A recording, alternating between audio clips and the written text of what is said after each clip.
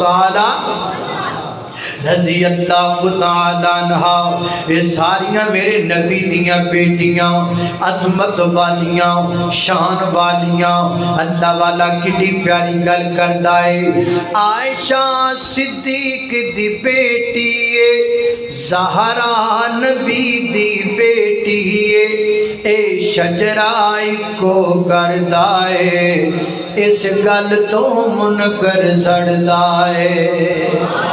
مومن دا سینہ ٹھردا ہے، مومن دا سینہ ٹھردا ہے۔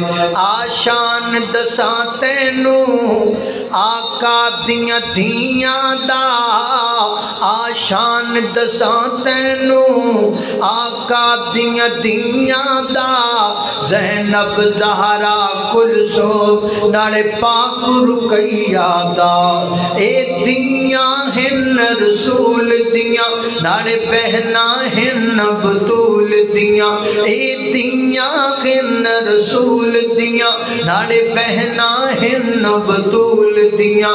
ارشاد رب اکبر دائے، اس گل تو منکر زڑدا ہے۔ مومن دا سینہ ٹھردا ہے، مومن دا سینہ، مومن دا سینہ ٹھردا ہے۔ اللہ اللہ میں قربان جاواں حضرات محترم، انہاں دو بیٹیاں میرے پیغمبر دیاں جنہ دا نکاح سیدنا حضرت عثمان نال ہویا۔ پہلی میرے پیغمبر دی بیٹی سیدہ رقیہ، رقیہ کا معنی پناہ مانگنے والی، انہاں دا نکاح سیدنا حضرت عثمان غنی رضی اللہ تعالیٰ عنہ نال ہویا۔ اللہ پاک نے ایک بیٹا بھی عطا کیتا جدا نام عبداللہ رکھیا، لیکن چھوٹی عمر دے اندر وہ بچہ اللہ نو پیارا ہو گیا، دنیا چھڑ کر کے چلا گیا۔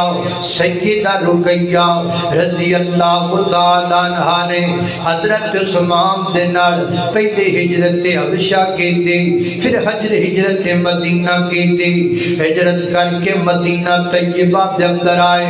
ادھروں غزوہ بدر آ گیا، نبی پاک علیہ السلام نے فرمایا عثمان میری بیٹی بیمار ہو گئی ہے، تیری بیوی بیمار ہو گئی ہے، تو رقیہ دے کول رہے گا، او دی عیادت کرے گا، او دی دیکھ بھال کرے گا۔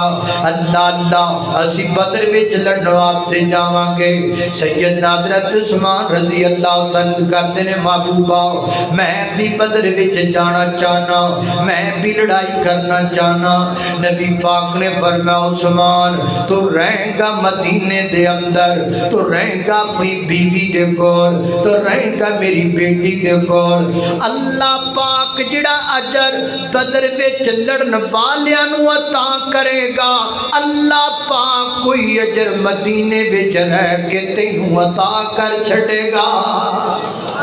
اللہ اللہ میں قربان جاواں سیدنا حضرت عثمان غنی رضی اللہ تعالیٰ مدینے وچ رہ گئے، میرے پیغمبر دے صحابہ بدر اندر گئے، اللہ پاک نے فتح نہ نوازیا، واپس آئے۔